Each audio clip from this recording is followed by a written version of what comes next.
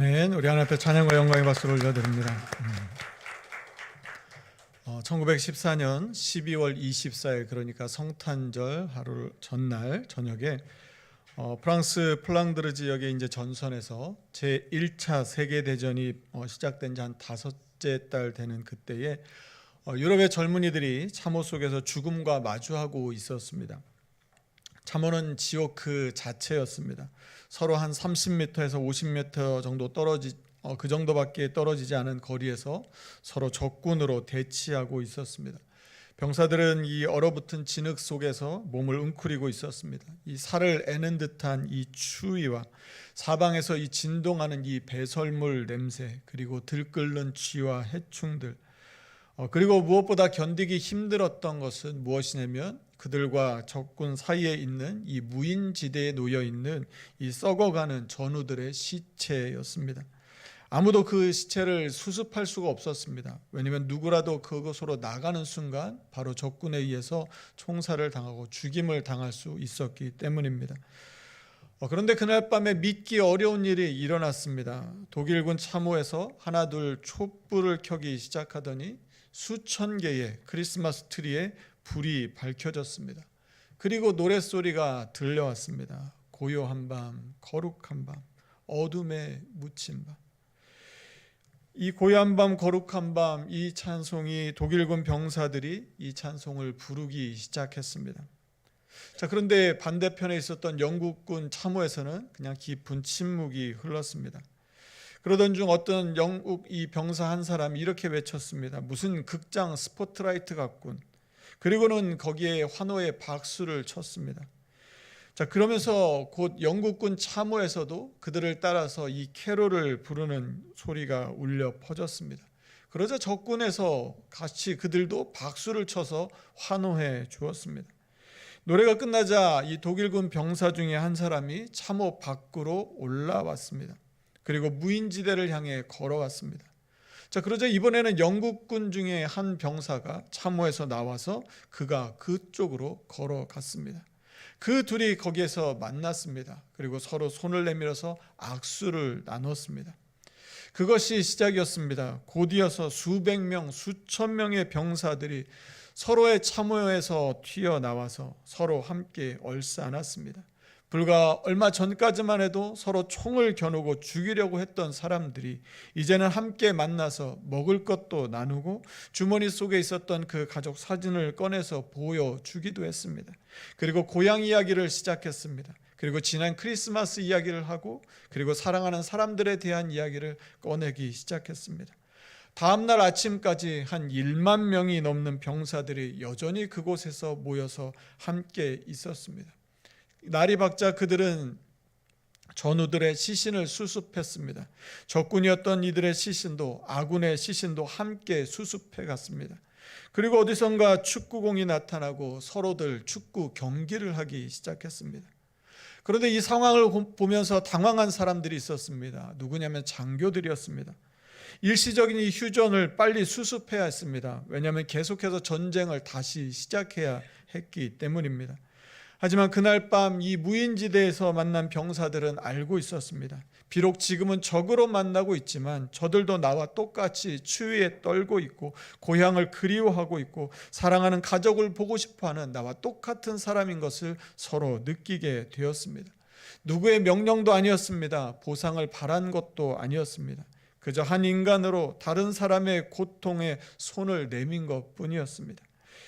제도와 국가와 전쟁을 넘어서 가장 본능적이고 순수한 인간성이 발현되는 순간이었습니다. 역사는 이 사건을 그냥 작은 해프닝으로 기록했습니다. 하지만 진실은 이것이었습니다. 인간은 본질적으로 공감하는 존재입니다.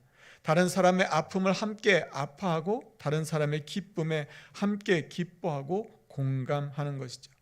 이 이야기는 공감의 시대라는 책에 나오는 내용입니다. 오늘 본문에도 나면서부터 앞을 보지 못하던 사람이 두 번째 예수님과 만나게 되는 아주 특별한 만남이 나옵니다. 이 사람은 예수님과의 첫 번째 만남을 통해서 눈을 뜨게 되었습니다. 기적을 경험했던 것이죠.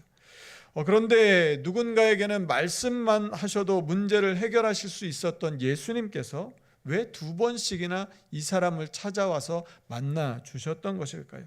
오늘은 그래서 만남이라고 하는 제목으로 오늘 본문 말씀을 통해 하나님 말씀을 함께 살펴보려고 합니다. 이 사람은 나면서부터 앞을 보지 못하고 평생을 남의 도움을 구걸하며 살아왔습니다. 길을 가다가 그를 보신 예수님께서 그에게 말씀하셨습니다. 내가 세상에 있는 동안에는 세상의 빛으로다. 그러시고는 땅에 침을 뱉어서 침으로 흙을 일겨 진흙을 만드셨습니다. 사람들은 도대체 무엇을 하실까 하고 숨을 죽여서 지켜보았습니다. 예수님께서는 그 진흙을 나면서부터 눈먼 사람의 눈에 조심스럽게 발라주시고는 실로암 못에 가서 씻으라고 말씀하셨습니다. 실로암이라는 말은 보냄을 받았다는 뜻입니다. 그 사람은 예수님의 말씀대로 실로암 못으로 갔습니다. 태어나서 한 번도 본 적 없는 길을 더듬더듬 걸어갔습니다. 그리고 못가에 가서 조심스럽게 물에 얼굴을 담고 눈을 씻었습니다. 그 순간이었습니다. 처음으로 빛이 보였습니다. 처음으로 세상이 보였습니다. 처음으로 사람들의 얼굴이 보였습니다. 그는 밝은 눈으로 집으로 돌아왔습니다. 태어나서 처음으로 자신의 손과 발이 어떻게 생겼는지, 그리고 자신이 걷고 있는 이 길이 어떤 모습인지, 그리고 저 하늘이 얼마나 푸르르고 아름다운지를 볼 수 있게 되었습니다. 이 일로 인해 동네는 술렁이기 시작했습니다. 이웃 사람들이 전에 그가 구걸하던 모습을 보았던 사람들이 수군거렸습니다. 저 사람이 구걸하던 그 사람 아닌가요? 어떤 사람은 확신에 차에 이렇게 말했습니다. 맞아요, 분명 그 사람이에요. 하지만 또 다른 사람들은 고개를 저었습니다. 아니에요, 그냥 비슷하기는 한데 그 사람은 눈이 먼 사람이었어요. 그런데 이 사람은 눈이 멀쩡한 사람이에요. 사람들이 웅성거리는 가운데 당사자가 나타나서 이렇게 말했습니다. 제가 바로 그 사람입니다.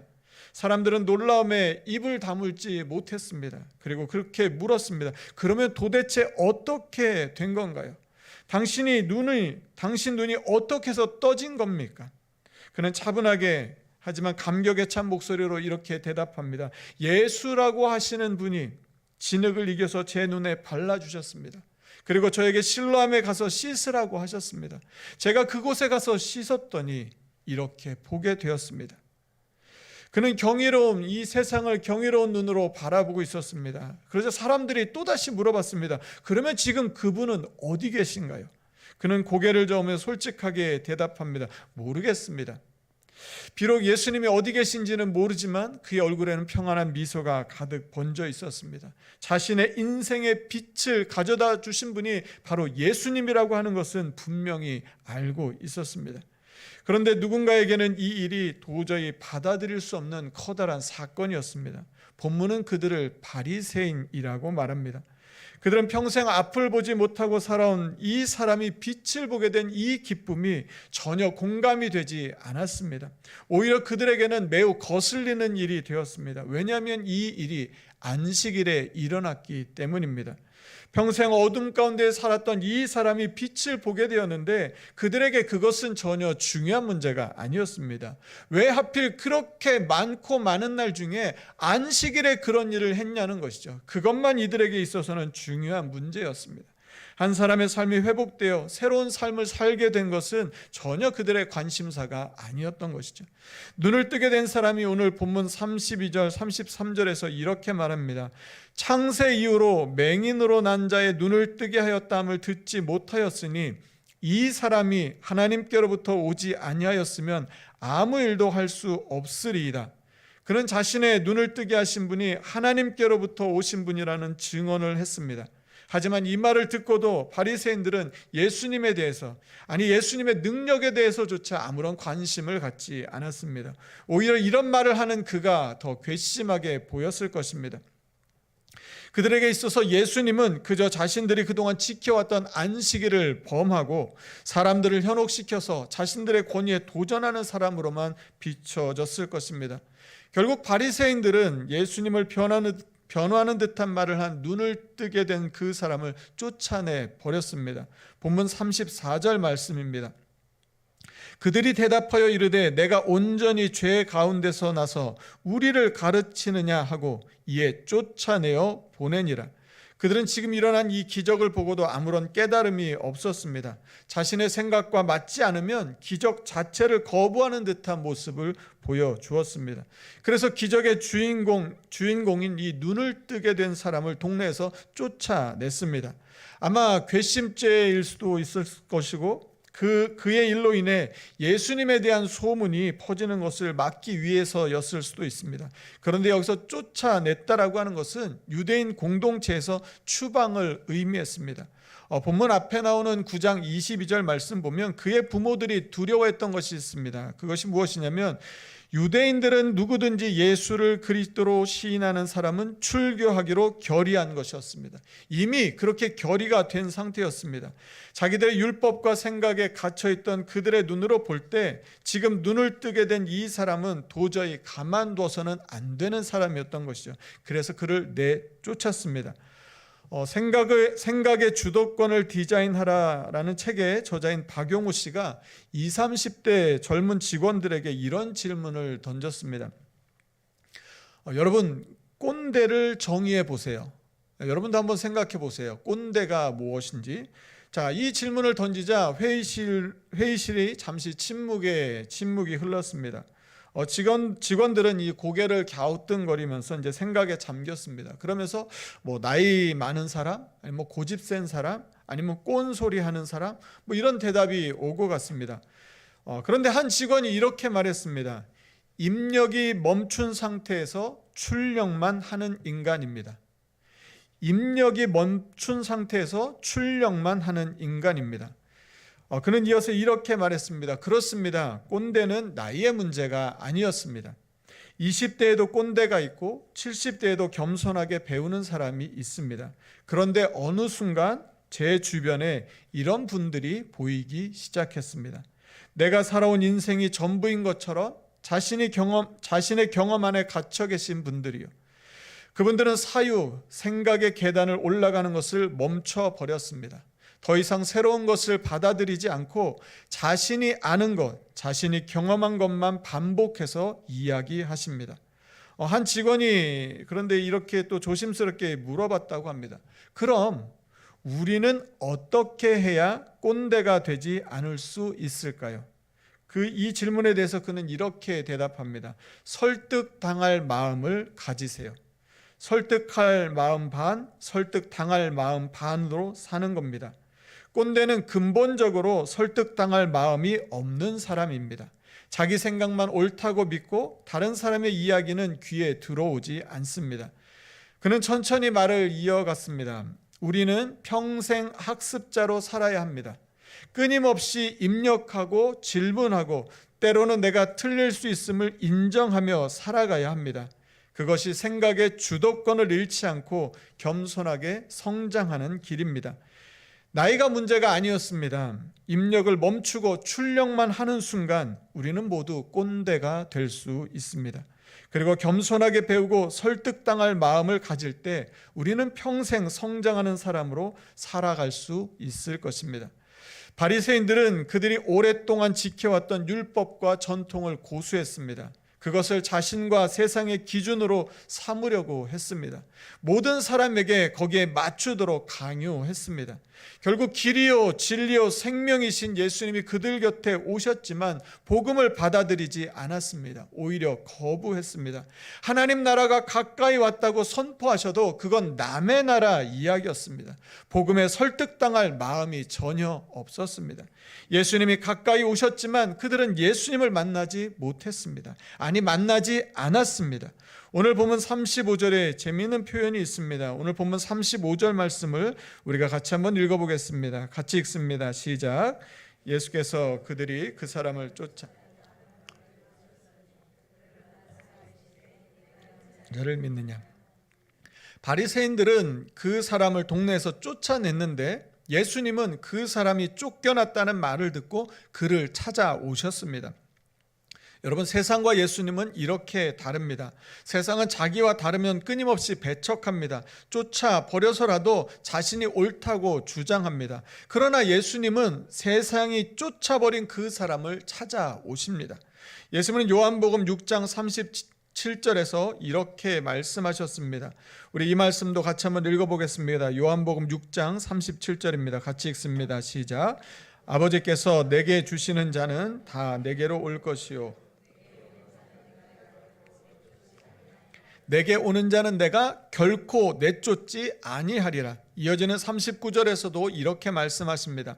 나를 보내신 이의 뜻은 내게 주신 자 중에 내가 하나도 잃어버리지 아니하고 마지막 날에 다시 살리는 이것이니라.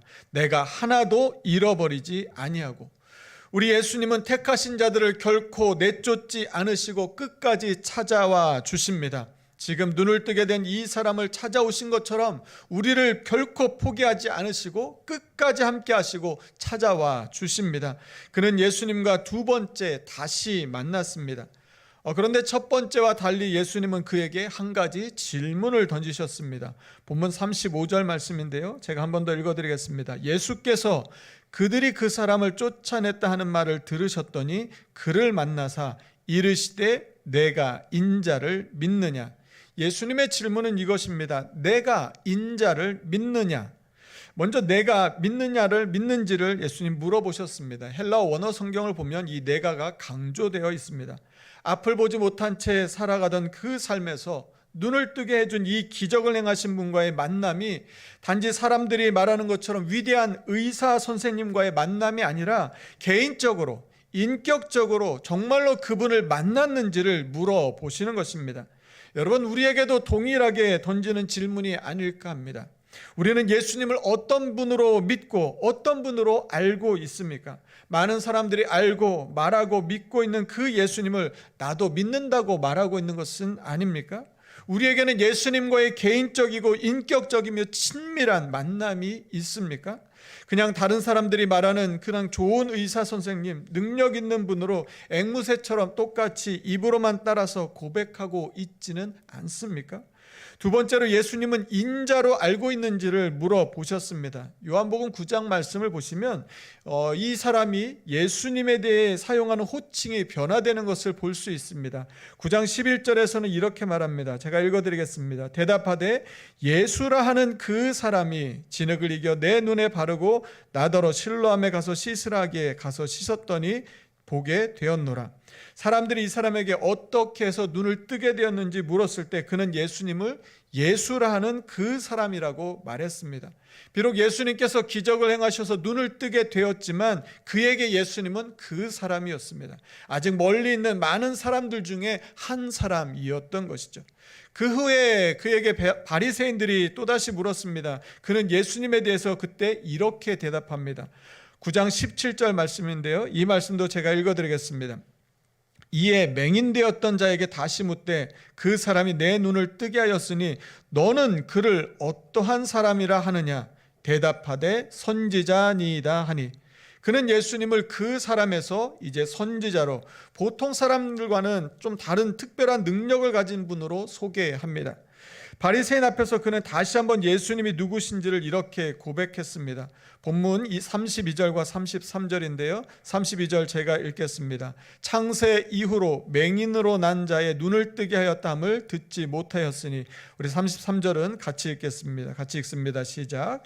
이 사람이 하나님으로부터 오지 아니하였습니다. 그는 세 번째 고백에서 예수님을 하나님께로부터 온 자라고 고백합니다. 그 사람보다 선지자보다 더 위대하고 특별한 분으로 고백하고 있습니다. 예수님에 대한 이해가 고백할 때마다 점점 넓어지고 있습니다. 하지만 여전히 그의 고백에는 뭔가 중요한 것이 하나 빠져 있습니다. 아직 그는 예수님을 나의 주님으로는 고백하고 있지 않았습니다. 그래서 예수님께서 그에게 물으신 것입니다. 내가 인자를 믿느냐? 여기서 인자라는 칭호는 예수님께서 자신을 나타내실 때 사용하셨습니다. 인자라는 칭호에는 예수님의 인성과 신성이 모두 포함되어 있습니다. 먼저 인성으로는 예수님은 인자라고 하는 말에는 하늘의 영광을 버리고 사람의 몸으로 이 땅에 오셔서 낮아지신 그 예수님을 말합니다. 인자이신 예수님께는 사람들의 죄를 사하는 권세가 있었습니다. 특히 인자는 십자가의 고난과 죽음을 통해 하나님 아버지의 일을 완성하신 분이십니다. 두 번째로 신성은 이 인자는 예수님의 묵시적인 영광과 심판하는 권세를 강조하고 이 다니엘 7장에 나오는 이 권위 있는 통치자와도 연결이 됩니다. 아버지 하나님께서 요한복음 5장 27절 말씀에 나오는 것처럼 예수님께 인자됨으로 말미암아 심판하는 권세를 주셨습니다. 이는 예수님의 낮아지심과 순종 곧 십자가 죽음으로 인해 하나님께서 그를 지극히 높이시고 심판하는 권세를 위임하셨다는 의미입니다. 다니엘서 7장 말씀을 보면 인자는 하늘로부터 모든 나라를 다스릴 권세와 영광과 왕권을 받으신 통치자로 나옵니다.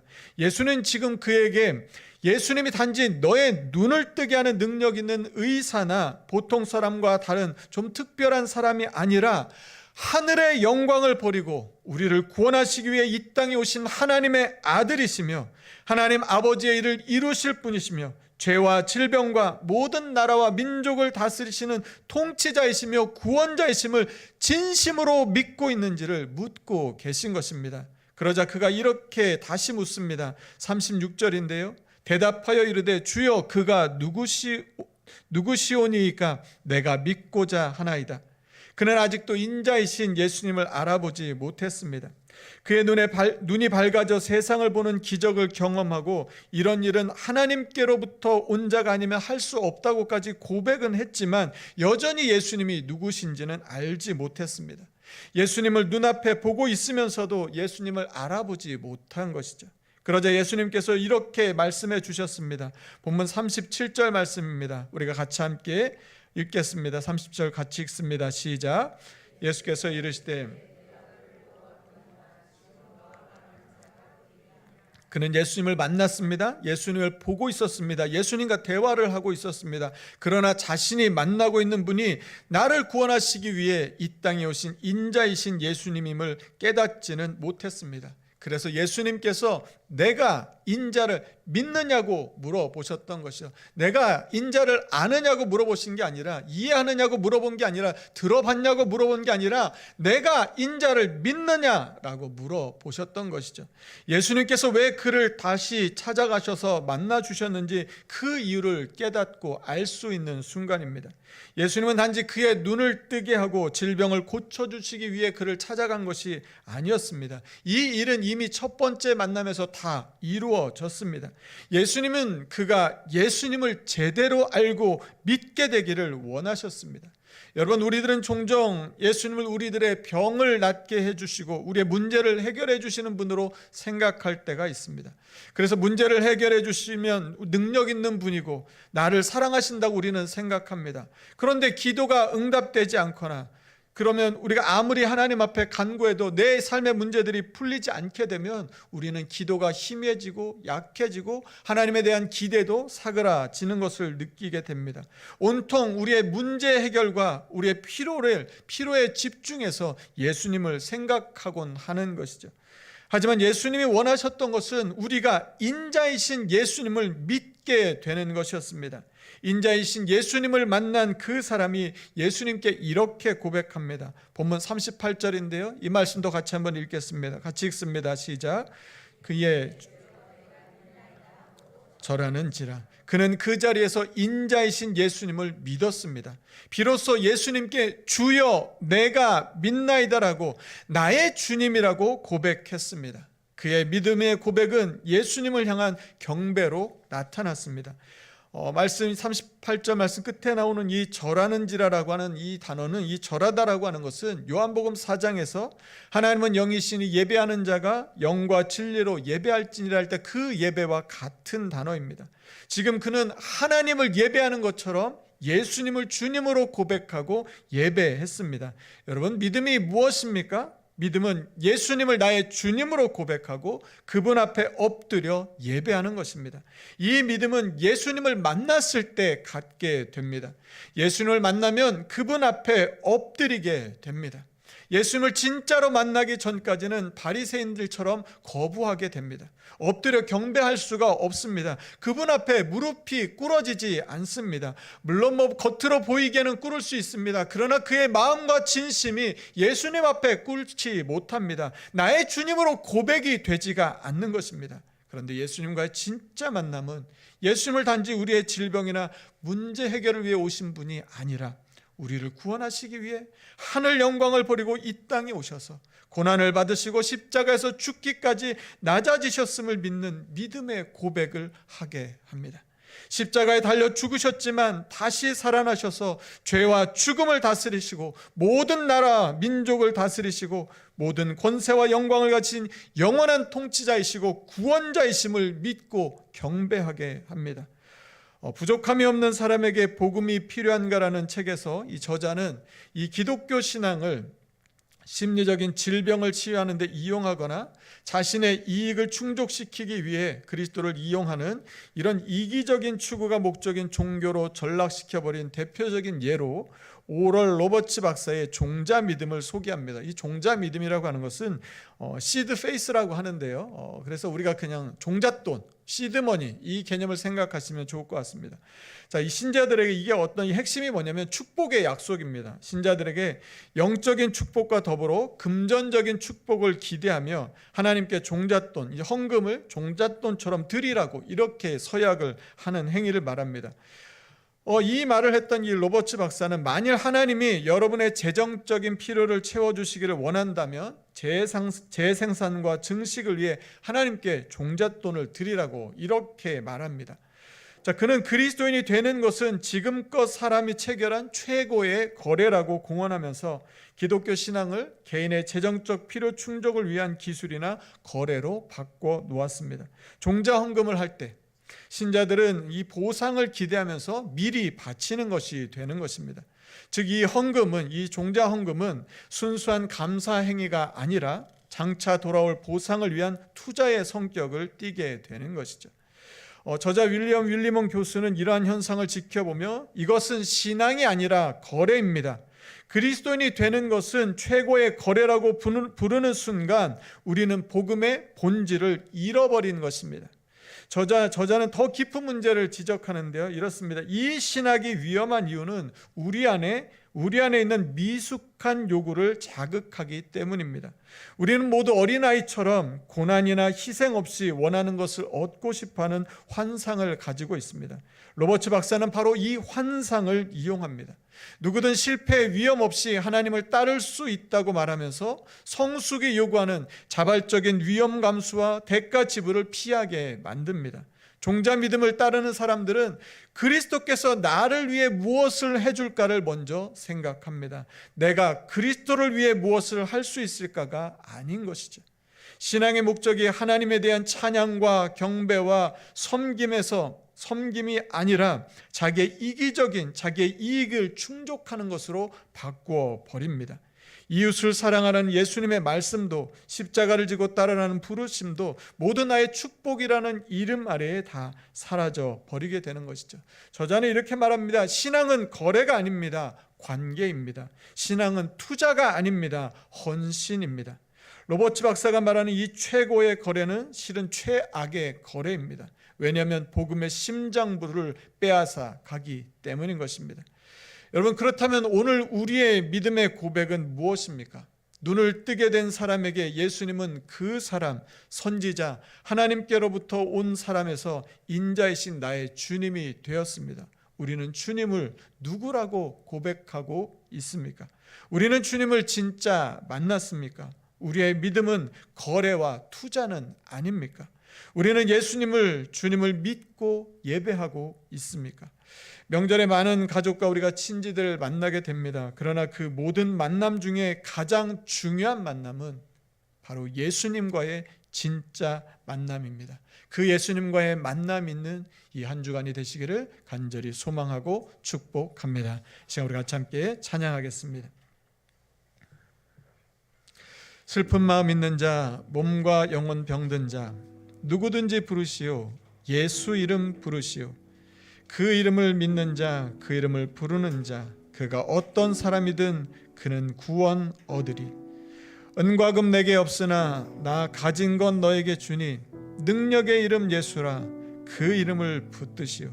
그 이름을 믿는 자, 그 이름을 외치는 자, 그가 어떤 사람이든 그는 주의 영광 보리라.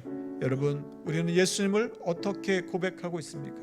여러분, 정말로 진짜 예수님을 만나셨습니까? 예수님이 내 문제의 해결자, 나를 도와주시는 분으로만, 거기까지만 예수님이 내 삶에 들어오기를 바라십니까? 아니면 예수님의 말씀대로 살아가는, 주님께서 내게 오셨던 것처럼 나도 그렇게 주님께 살아가기를 다짐하고 결단하며 살아가고 계십니까? 우리가 진짜 만나야 할 분은 다른 사람이 아니라 예수님이십니다. 그 예수님 사랑하는 마음으로, 주님을 만나기를 간절히 소망하는 마음으로 우리 다 함께 자리에서 일어나셔서 결단의 찬양으로 찬양하며 나아가겠습니다.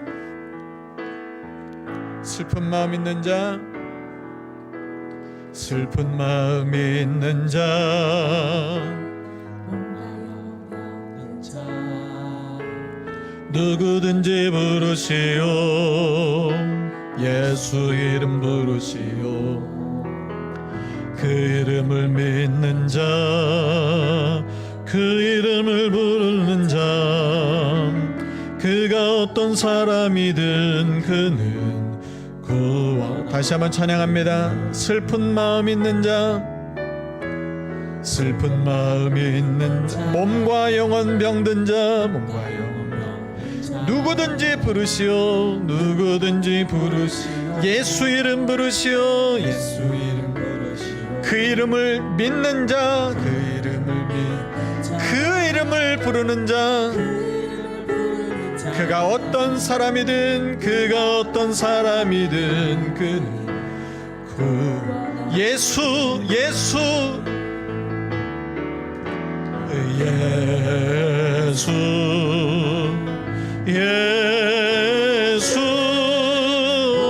능력의 그 이름 예수 나 외쳐 부르네. 예수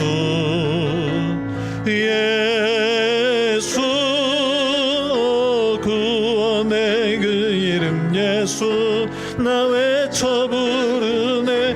예수 그리스도 은과 금 내게 없으나 나 가진 건 너에게 주니 능력의 이름 예수라. 그 이름을 붙드시오. 그 이름을 믿는 자, 그 이름을 외치는 자, 그가 어떤 사람이든 그는 주의 영광 볼. 예수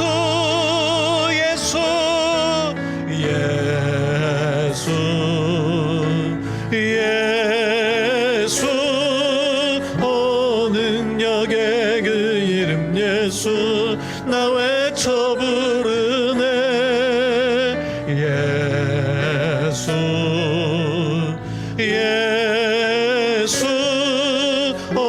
구원의 그 이름 예수 나 외쳐 부르네. 우리 다시 한번 고백합니다. 예수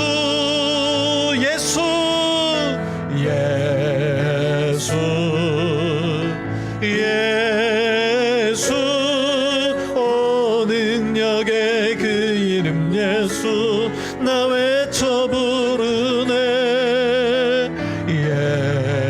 예수 구원의 그 이름 예수 나 외쳐 부르네. 예수 그리스도.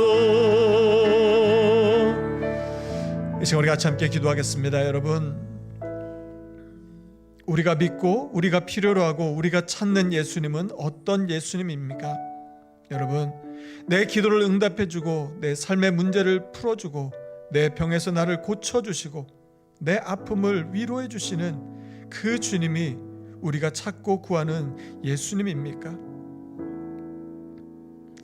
예수님은 날 때부터 앞을 보지 못했던 그 사람에게 만나주셔서 그의 눈을 열어주셨습니다. 그의 모든 피로를 채워주셨습니다. 다시 볼 수 있게 해주셨습니다. 만약에 우리가 바라는 게 끝이었다면 예수님은 그에게 다시 찾아가지 않으셔도 될 것입니다. 그런데 예수님은 다시 그를 찾아가셨습니다. 다시 만나주셨습니다. 왜냐하면 눈을 뜨는 것보다 더 중요한 것이 있었기 때문인 것이죠. 그것은 무엇입니까? 내가 인자를 믿느냐? 내가 인자를 믿느냐? 예수님을 믿는 것, 예수님이 누구신지를 알고 믿는 것, 바로 내가 믿는 것. 예수님은 오늘 우리에게 찾아오셔서 똑같이 이 질문을 하고 계십니다. 내가 인자를 믿느냐? 그냥 단지 눈이 뜨여지고 삶의 문제가 해결되는 그 예수님을 원하느냐?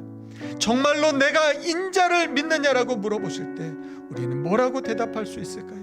이 시간 우리 같이 한번 기도할 때, 주님, 예수님, 정말 예수님을 나의 구원자로, 예수님을 나의 통치자로, 예수님을 나의 모든 것으로 믿고, 주님, 그냥 아는 데서, 이해하는 데서, 들은 것에도 그치 않고 내가 예수님을 믿고 그 믿음으로 살아가는 하나님, 주님과의 다시 두 번째 만남이 내 삶에 이루어지는 이 한 주간 되게 하여 주시옵소서라고 주신 말씀 기억하며 우리 같이 함께 간절한 마음으로 합심하여 같이 함께 기도하겠습니다.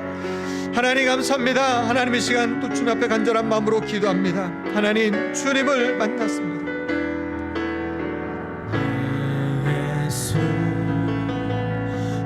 하나님, 내가 예수님께 구하고 기도하는 것이 무엇인지 돌아봅니다. 내 삶의 문제가 해결되고 내 질병이 낫고 내 어려운 문제들이 풀리는 것이 내가 구하는 전부인지 돌아봅니다. 주님, 그래서 하나님께서 내 기도에 응답해 주시면 기뻐하고 감사하고, 응답해 주시지 않는 것 같으면 또 마음이 무너지고 실족하고 낙심하는 것이 우리의 모습이 아니었는지 돌아봅니다. 하나님, 오늘 우리의 믿음이 하나님과의 거래는 아니었는지 돌아봅니다. 하나님 앞에 투자하는 것이 우리의 믿음의 모습은 아니었는지 돌아봅니다. 하나님, 괜히 주일이 나오지 않으면 마음이 찜찜해서 나오는 그런 믿음은 아니었는지 돌아봅니다. 주님, 예수님을 만나게 하여 주시옵소서. 예수님을 만나게 하여 주시옵소서. 하나님, 다시 찾아오신 그 주님을 만나게 하여 주시옵소서. 정말로 예수님이 나의 주님 되는, 예수님 앞에 내가 무릎 꿇고 엎드려 예수님을 경배하는 그 예수님께 나의 모든 삶을 드리고, 예수님이 내 생명의 구원자 되시고 예수님이 나의 통치자 되심을 믿고 고백하는, 주님이 나의 인자 되심을 고백하고 믿는 그런 믿음으로 나가는 우리 삶이 되게 하여 주시옵소서. 예수님을 만나야 합니다. 예수님을 만나야 합니다. 정말로 예수님을 만나서 내 삶의 무릎이 부러지게 하여 주시고, 예수님을 나의 주님이라고 담대히 고백하게 하여 주시고, 예수님 때문에 행복하고 예수님 때문에 감사하고 예수님 때문에 우리의 삶이 부여해지는 그 은혜를 누리며 살아가는 우리의 삶이 되게 하여 주시옵소서. 이 한 주간 주님을 만나기를 원합니다. 주님을 다시 만나는 은혜가 있게 하여 주시고, 주님을 새롭게 만나는 은혜가 있게 하여 주시옵소서. 주님의 그 깊은 은혜를 누리는 우리의 삶이 되게 하여 주시옵소서. 주님, 하나님 은혜로 함께 하여 주셔서 이 한 주간 주님 때문에 감사하고 은혜가 넘치는 우리의 삶이 되게 하여 주시옵소서. 주님 없이는 살아갈 수가 없습니다. 주님을 만나야 살아갑니다. 그때부터 진짜 우리의 삶이 시작합니다. 주님과의 깊은 은혜와 만남을 통해서 우리의 삶이 하나님께서 베풀어 주신 풍성한 은혜를 누리는 우리 모두의 삶이 되게 하여 주시옵소서.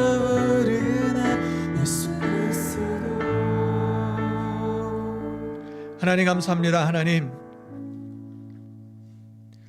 우리가 예수님을 알고 예수님을 믿고 있다고 늘 생각하는데, 하나님, 혹시 우리가 예수님을 믿고 있다고 말하는 것, 우리가 기도하는 것, 우리의 삶의 문제들을 해결하고 우리 어려운 것들을 풀어가고 우리의 질병이 고침받고 우리가 경제적으로 나아지는 것, 하나님, 그것이 우리가 주님께 구하는 것의 전부는 아니었는지 돌아봅니다. 그런데 주님께서 다시 눈을 뜨게 된 사람을 다시 찾아와 만나주셨습니다. 그리고 내가 인자를 믿느냐고 물어보셨습니다. 주님, 내게 물어보실 때 나는 뭐라고 대답하는지, 오늘 나의 믿음은, 나의 소망은, 내가 살아가는 삶의 모습은 주님께서 내게 물어보실 때 뭐라고 대답할지 우리의 삶을 돌아봅니다.